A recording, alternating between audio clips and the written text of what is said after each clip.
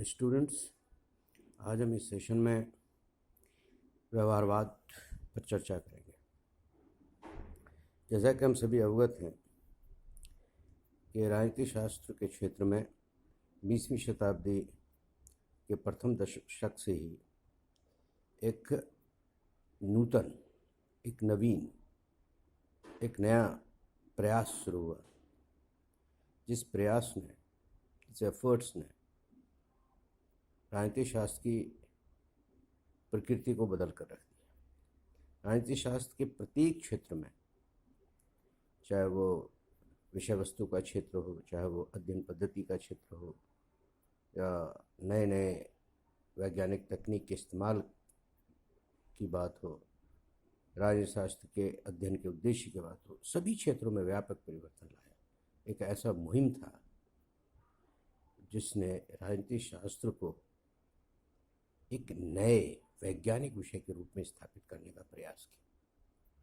बहुत सारे विद्वानों ने व्यवहारवाद को समझाने का प्रयास किया है, लेकिन सबसे सरल सटीक तरीके से डेविड ईस्टन ने व्यवहारवाद को समझाने का प्रयास किया। हम 19 के रेफरेंस से व्यवहारवाद को समझने की कोशिश करते हैं। डेविड ईस्टन ने 8 पॉइंट्स के माध्यम से, जिसे उन्होंने व्यवहारवाद का बौद्धिक आधार कहा, उसके माध्यम से बड़े ही सरल तरीके से व्यवहारवाद को समझाने का प्रयास किया। 8 पॉइंट्स को हम क्रमबद्ध तरीके से देखेंगे। सबसे पहली बात जो है वो कहता है कि व्यवहारवाद ने स्थापित किया, जिसको वो निरंतरता कहते हैं, एकरूपता कहते हैं। व्यवहारवाद ने सबसे पहली चीज़ जो स्थापित की कि मनुष्य के व्यवहार में भी एकरूपता पाई जाती है, मनुष्य के व्यवहार में भी निरंतरता पाई जाती है। और चूँकि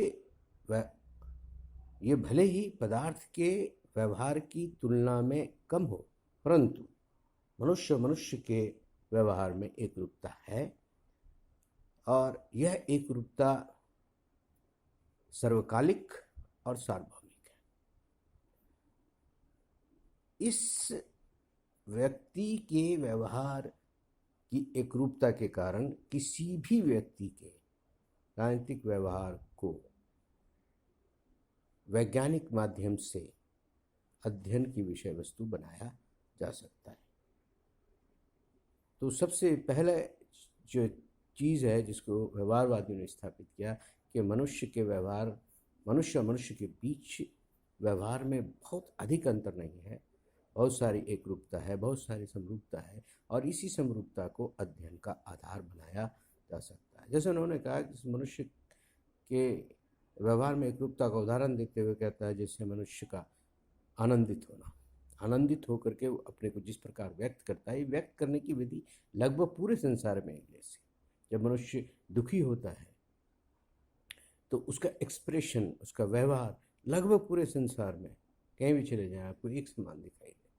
इसलिए ये कहना कि प्रत्येक व्यक्ति एक ही परिस्थिति में अलग अलग तरीके से व्यवहार करता है, यह अतिशयोक्तिपूर्ण है। तो पहली चीज़ जो उन्होंने स्थापित की कि व्यक्ति और व्यक्ति के व्यवहार में एकरूपता है, और इस प्रकार के व्यवहार को वैज्ञानिक पद्धति के द्वारा अध्ययन किया जा सकता है। दूसरी बात उन्होंने कहा वैज्ञानिक तकनीक। अब तक ये मान्यता थी कि राजनीति शास्त्र जो मूल रूप से व्यक्ति के व्यवहार या व्यक्ति के अध्ययन से संबंधित है, उसमें वैज्ञानिक तकनीक का अधिकाधिक या सटीकता से प्रयोग संभव नहीं है। लेकिन व्यवहारवादी राजनीति शास्त्रियों ने विभिन्न समाजशास्त्र या विभिन्न विज्ञान के विषयों से बहुत सारे ऐसे वैज्ञानिक तकनीक को ग्रहण किया और सफलतापूर्वक राजनीति शास्त्र के क्षेत्र में उसका प्रयोग किया, और प्रयोग करके ये दिखाया कि वैज्ञानिक तकनीक यदि अन्य समाजशास्त्र के विषयों में प्रयुक्त हो सकती है, प्रयोग किया जा सकता है, तो उतनी ही सफलतापूर्वक सटीकता से राजनीति शास्त्र के अंतर्गत भी किया जाता है। और इस तरह से हम देखेंगे कि जितनी भी वैज्ञानिक तकनीक है, जैसे अगर हम करें डाटा संकलन से लेकर, डाटा संकलन के लिए जो जो पद्धति इस्तेमाल की गई, सैम्पलिंग टेक्निक, उसका सफलतापूर्वक प्रयोग किया गया। सैम्पलिंग के बाद जब आप अध्ययन करने के लिए जो टारगेट ग्रुप है उसके पास पहुंचते हैं, उससे डेटा कलेक्ट करने के लिए आपने साक्षात्कार, questionnaire, observation, participative observation, non participative observation, इस तरह की वैज्ञानिक तकनीक का इस्तेमाल किया।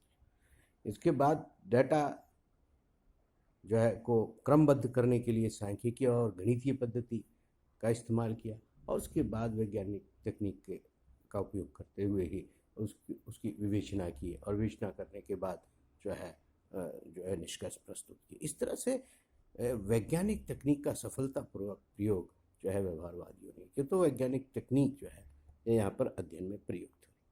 तीसरी बात है सत्यापन।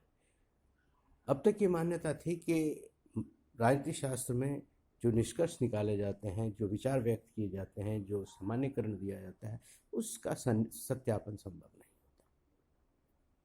लेकिन व्यवहारवादियों ने ये सिद्ध किया, व्यवहारवादी राजनीतिक शास्त्रियों ने सिद्ध किया कि यदि अध्ययन के लिए जो विषय वस्तु आप सिलेक्ट कर रहे हैं, यदि वो यथार्थ पर आधारित है, यदि व्यक्ति के वास्तविक व्यवहार पर आधारित है, और व्यक्ति के व्यवहार को आप वैज्ञानिक तकनीक के माध्यम से उनके संबंध में आंकड़े एकत्रित करते हैं, और उन आंकड़ों का वैज्ञानिक रूप से सारणीबद्ध करके उसका विश्लेषण प्रस्तुत करते हैं, तो आपको इस सारी विधियां जो है वह लोगों के सामने रखनी होंगी। यदि कोई दूसरा व्यक्ति भी उन्हीं विधियों के माध्यम से उस निष्कर्ष को प्राप्त करना चाहता है तो वो कर सकता है, और करना संभव होता है। इसीलिए ये कहना है कि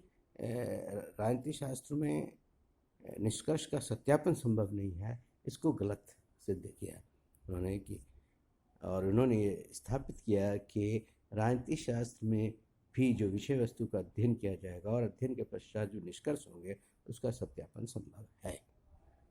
चौथी चीज़ उन्होंने रखी परिमापन। परिमापन भी जो है वैज्ञानिक तकनीक का ही एक हिस्सा है। परिमापन का अभिप्राय यहाँ पर सिर्फ इतना है कि जब हम डाटा संकलित करते हैं, डाटा इकट्ठा करते हैं, कलेक्ट करने जाते हैं, तो हमें इस बात का ध्यान रखने की आवश्यकता है कि डाटा इस तरह से इतने प्रासंगिक हों कि उसे सारणीबद्ध जब किया जाए तो सारणीबद्ध करने के बाद वह डाटा स्वयं से ये कहना प्रारंभ कर दे कि वह क्या कहना चाहता है। कहने का मतलब रेलिवेंट या प्रासंगिक डेटा कलेक्ट करें जिसका परिमापन किया जाए। जैसे परिमापन से अभिप्राय है कि हम ये देख सकें कि जो है वो किस तरफ झुका हुआ है। यदि उसे हम तौल रहे हैं तो वह किस तरफ झुका हुआ है, क्योंकि सांख्यिकी की जो पद्धति है उसमें हम जो अधिकतर संख्या होगी या जो बीच की स्थिति होगी उसको ही जो है हम बीच की या जिसके पक्ष में झुका हुआ होगा उसे ही हम निष्कर्ष के रूप में स्वीकार करते हैं। तो परिमापन भी यदि हम वैज्ञानिक तकनीक के माध्यम से डेटा इकट्ठा करते हैं तो उसका सटीक परिमापन जो है वो संभव हो सकता है। पांचवी चीज जो कहता है वह है मूल्य मुक्त अध्ययन, मूल्य निरपेक्ष अध्ययन। कहता है कि व्यवहारवादी इस बात से पूरी तरह सहमत हैं कि अब तक जो राजनीति शास्त्र में अध्ययन किए जा रहे थे उनमें अध्ययनकर्ता निष्कर्ष को अपने मूल्यों से प्रभावित करता है। लगभग लोगों को ये पता चल जाता है कि अध्ययनकर्ता ने जो विषय चुना है, विषय के चुनाव से लेकर के विषय के विश्लेषण और निष्कर्ष तक व्यक्ति के स्वयं के मूल्यों का प्रभाव पूरे अध्ययन पर दिखाई देता है। यदि ऐसा अध्ययन है तो हम उसे वैज्ञानिक अध्ययन नहीं कर सकते। वैज्ञानिक अध्ययन के लिए यह आवश्यक है कि अध्ययनकर्ता अपने निजी विचार, निजी आदर्श, निजी मूल्य को अध्ययन की विषय वस्तु से, अध्ययन की सामग्री से बिल्कुल विलग रखें और जो कोई भी विषय चुना गया है उस विषय का अध्ययन उस विषय के दृष्टिकोण से करें। यदि ऐसा है, और इसको हम मूल्य मुक्त अध्ययन या वस्तुनिष्ठ अध्ययन कहते हैं, जो विषय वस्तु के दृष्टिकोण से अध्ययन करें, यदि ऐसा अध्ययन प्रस्तुत किया जाता है जिसमें अध्ययनकर्ता के व्यक्तिगत मूल्यों का समावेश नहीं है, तो जो निष्कर्ष निकलेगा वो सटीक होगा, मूल्य रहित होगा, तथ्यों पर आधारित होगा, ये यथार्थ पर आधारित होगा। तो इस तरह से व्यवहारवादियों की मान्यता थी कि राजनीति शास्त्र में हमें मूल्य मुक्त अध्ययन की करने की आवश्यकता है, मूल्यों से अध्ययन को अलग रखने की आवश्यकता है, तभी जाकर के हम वैज्ञानिक अध्ययन कर सकते हैं। अगली बात जो कही उन्होंने कि क्रमबद्धीकरण, सिस्टमेटाइजेशन भी वैज्ञानिक तकनीक का ही एक हिस्सा है कि हमें इस तरह के आंकड़े इकट्ठे करने हैं और इतनी मात्रा में करने हैं कि जो सामान्यकरण में सहायक हो, जो किसी भी सिद्धांत के निर्माण में सहायक हो, या कोई भी सिद्धांत ऐसा बनाएं, हम ऐसा सिद्धांत प्रस्तुत करें जिसके पक्ष में हम जो है पर्याप्त आंकड़े प्रस्तुत कर सकें। ये दोनों का बड़ा गहरा संबंध है। आंकड़े वैसे हों जो सामान्यकरण, सामान्य सिद्धांत का निर्माण करें, और सामान्य सिद्धांत वैसे हों जिनके पक्ष में आंकड़े हों, पर्याप्त आंकड़े हों। यदि आंकड़े नहीं हैं तो सामान्यकरण या सामान्य नियम या आपके निष्कर्ष का कोई मतलब नहीं है। क्रमबद्धीकरण का केवल इतना है कि आंकड़े और सामान्यकरण के बीच एक गहरा संबंध होना चाहिए, तभी जाकर के वह निष्कर्ष वैज्ञानिक हो सकते हैं। वो निष्कर्ष वैज्ञानिक होंगे तभी जो है आने वाले घटनाओं की भविष्यवाणी आप कर सकेंगे, आप कर सकते हैं सटीक तरह से। तो क्रमबद्धीकरण एक उसका जो है पहलू। सातवीं बात उन्होंने कही विशुद्ध विज्ञान।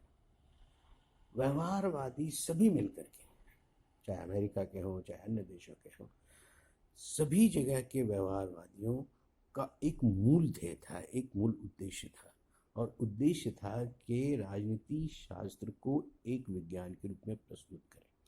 और ये उत्कंठा, ये लालसा जगी कहाँ से थी? मुख्य रूप से अमेरिकी राजनीतिक शास्त्रियों के उस समूह के द्वारा जिनमें यह लालसा थी, जिन्हें ये चाहत थी कि उन्हें भी समाज में, उन्हें भी प्रशासन में, उन्हें भी सरकार में अन्य समाज शास्त्रियों के विद्वानों की तरह ही उन्हें भी महत्व मिलना चाहिए। और महत्व तब मिलेगा जब वह यह सिद्ध कर पाएंगे कि उनके विषय में भी इतनी क्षमता है कि वह लोगों का अध्ययन वैज्ञानिक तरीके से करके एक वैज्ञानिक निष्कर्ष निकाल सके जिस पर भविष्यवाणी की जा सकती है। घटनाओं, आने वाली घटनाओं के बारे में जो है पहले से पता किया जा सकता है, या मनुष्य कैसे सोचता है, मनुष्य का व्यवहार कैसा है और भविष्य में कैसा होगा, इस तरह के जो है विषय से संबंधित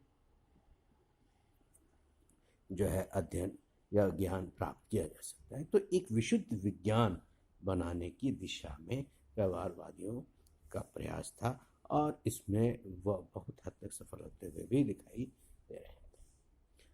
अंतिम जो बात कही उन्होंने व्यवहारवाद को समझाने की, वो था एकीकरण।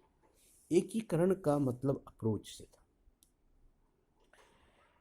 एकीकरण का मूल अर्थ ये है कि मनुष्य एक ऐसी इकाई है जिसको समझने के लिए आपको संपूर्णता का, या जिसको समझने के लिए आपको संपूर्णता के परिवेश में देखना पड़ेगा।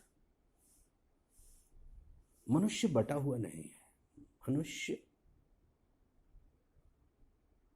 अकेला आर्थिक नहीं है, मनुष्य अकेला राजनीतिक नहीं है, मनुष्य अकेला सांस्कृतिक नहीं है, अकेला किसी अन्य चीज़ों से प्रभावित नहीं। मनुष्य एक संपूर्ण इकाई है जिसमें आर्थिक, राजनीतिक, मनोवैज्ञानिक, सांस्कृतिक, साहित्यिक, बौद्धिक सभी प्रकार के आयाम जुड़े हुए हैं। और जब भी व्यक्ति एक व्यवहार करता है, मुख्य रूप से यदि वो राजनीतिक व्यवहार करता है, तो वो विशुद्ध राजनीतिक व्यवहार नहीं हो सकता। वो कहीं ना कहीं वो जीवन के परिवेश के अन्य आयाम से जुड़ा हुआ है। इसीलिए यदि मनुष्य के एक व्यवहार को समझना है तो उसे हम आइसोलेट करके नहीं समझ सकते, उससे हमें इंटीग्रेटेड रूप में ही समझना होगा, रिलेटेड रूप में ही समझना होगा, उसी संदर्भ में समझना होगा। संपूर्ण जो उसका कंटेक्स्ट है, जो परिवेश है, उसी में समझना पड़ेगा। तभी जाकर के हम उसके व्यवहार के वास्तविक कारणों का पता लगा सकते हैं कि जैसा वो व्यवहार कर रहा है वैसा क्यों कर रहा है। और इसीलिए व्यवहारवादी अंतःअनुशासनात्मक उपागम की वकालत करते हैं कि किसी भी व्यक्ति को यदि समझना है तो उसकी संपूर्णता में समझना होगा, तभी जाकर के हम जो है उसको राजनीतिक व्यवहार को समझ सकते हैं। राजनीतिक व्यवहार का मूल रूप से राजनीति शास्त्र में राजनीतिक व्यवहार का अध्ययन होगा, परंतु राजनीतिक व्यवहार उसके समाज से भी जुड़ा हुआ है, राजनीतिक व्यवहार उसके अर्थ के हित से भी जुड़ा हुआ है, राजनीतिक व्यवहार उसके परिवार से भी जुड़ा हुआ, परिवार के हित से जुड़ा हुआ, राजनीतिक व्यवहार उसके जो है ऐतिहासिक परिवेश से जुड़ा हुआ है। मतलब मनुष्य अकेला नहीं है, मनुष्य के व्यवहार के निर्माण में बहुत सारे तत्वों ने योगदान दिया है। यदि हम उनमें से कोई भी तत्व छोड़ देते हैं तो निश्चित रूप से हम उसके साथ न्याय नहीं कर सकते और हम जो है मनुष्य को बेहतर तरीके से नहीं समझ सकते, मनुष्य के व्यवहार को बेहतर तरीके से नहीं समझ सकते, उनके कारणों का सटीक आकलन नहीं कर सकते। और इसीलिए हम निष्कर्ष निकालेंगे वो जो है वैज्ञानिक या निर्णायक या तथ्यात्मक यथार्थ पर आधारित निष्कर्ष नहीं होंगे। और निश्चित रूप से जब ऐसा नहीं होगा तो फिर अन्य जो है उसके वैज्ञानिक मापदंड जो है फेल हो जाएंगे। तो इस तरह से डेविड ईस्टन ने 8 बिंदुओं के माध्यम से व्यवहारवाद को समझाने का प्रयास किया। आज इतना ही, नेक्स्ट सेशन में इसकी आलोचना पर बात करें।